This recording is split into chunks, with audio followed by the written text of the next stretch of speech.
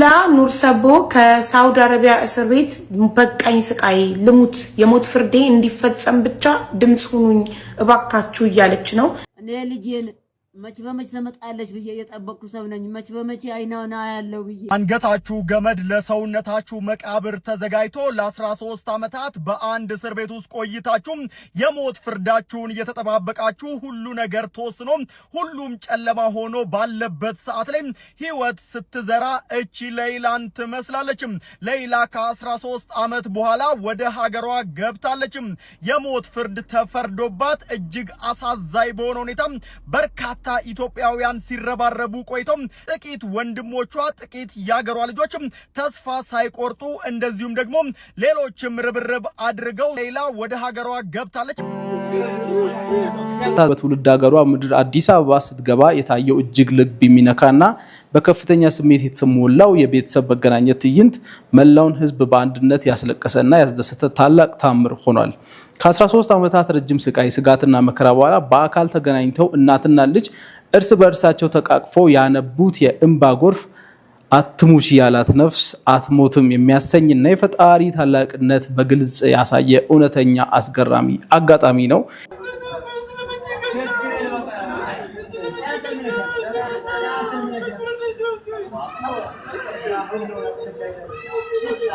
በቃ ማሚ እናመሰግናለን። በቃ ታሲት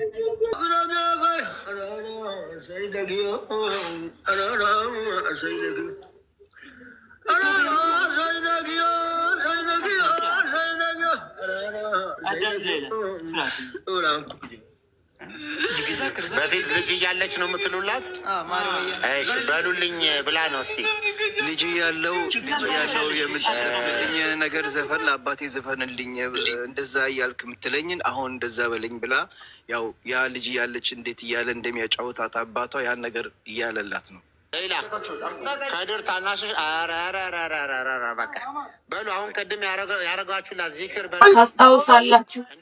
የእህታችን ሌላ ኑር ሰቦ አባት በጠና ታሞ ልጄን ሳላያት እናቷ ልጄን አሳክፉኝ ልጄን በአካል ላገኛት እያሉ በናፍቆት እንደዛ ላይ በላይ ሲንሰቀሰቁ ታስታውሳላችሁ?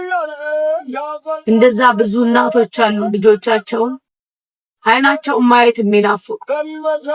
አላህ ሱብሓነሁ ወተዓላ በኢማን በጤና ያገናኛቸው። እነሱንም ረጅም እድሜና ጤና ይስጣቸው። ትላንትና ቁጭ ብለን እየተከታተልን ሌላ ከአባቷ ጋር እግራቸውን እያሸች እሳቸው የምስጋና ይመስለኛል አላህን ሱብሓነሁ ወተዓላ እያመሰገኑ ሱብሃንአላህ እሷ እግራቸውን ስትስብ ፊቷን እየዳበሱ ወይ አላህዬ ምስጋና ይገባ ሱብሃነሁ ወተዓላ እውነት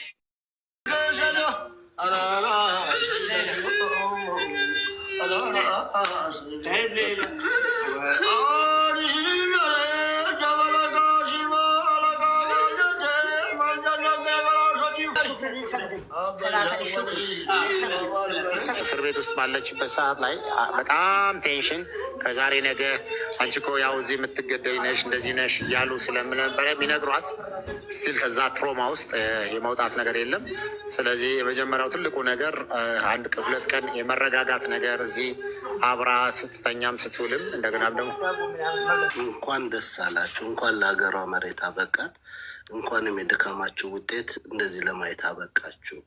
የምር ከልብ ነው የምታሳዝነው፣ ያማል። እንደዚህ ሰው በዚህ ሁኔታ ላይ ሆኖ ከምንም በላይ እዚህ ጋር ቁጭ ያላችሁ በሙሉ እግዚአብሔር ይባርካችሁ፣ አላህ ባላችሁበት ሁሉ ይጠብቃችሁ። ሌላ ነው ሰው የምትበታካለች ሌላ ነው ሰው እየተቀበላል። ያ ረብ ከ13 ዓመት እስራት በኋላ ይሄ ለአባቷ ያዘጋጀት ካባ ተመልከቱ። 20 ሺህ ሰው እየተከታተላቸው ነው። ታያላ በደንብ ያሳያላ። አልሐምዱሊላህ ረብል ዓለሚን ሰሙ አልሐምዱሊላህ ረብል ዓለሚን አልሐምዱሊላህ ረብል ዓለሚን አልሐምዱሊላህ ረብል ዓለሚን አላህ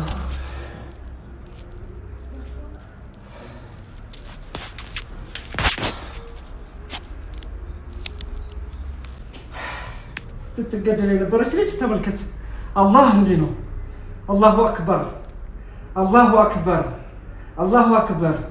ልጃችን ገላለች ተብላ ልትገደል የነበረች ልጅ ነች። በሰውሳሊያን ሸራተን ሆቴል ላይ በነበረን ስብሰባ ወንድም ካሊድ ፋውንዴሽን ጋር ጠርቶን የሄድን ጊዜ ሌይላ ኑር ሰቦ፣ ሌይላ ኑር ሰቦ፣ ሌይላ ኑር ሰቦ። ይሄ ካባ ለሌይላ ኑር ሰቦ አባት የሚሸልመው ነው። ከዚህ በፊት ሸልሚያቸዋለሁ በትልቁ ፕሮግራም። ከዛ ይልቅ ደግሞ ይሄኛው ፕሮግራም ትልቅ ነውና ለብሼ ላሳያችሁ። እንዲህ አይነት ያማረ የተዋበ ካባን ለአባቷ እናለብሳለን። መብሩክ እንላለን። የሁሉም ኢትዮጵያውያን በዚህ ኸይር ላይ የተሳተፉ እህት ወንድሞቻችን በሙሉ አላህ ምንዳችሁን ይክፈላችሁ። አልሐምዱሊላህ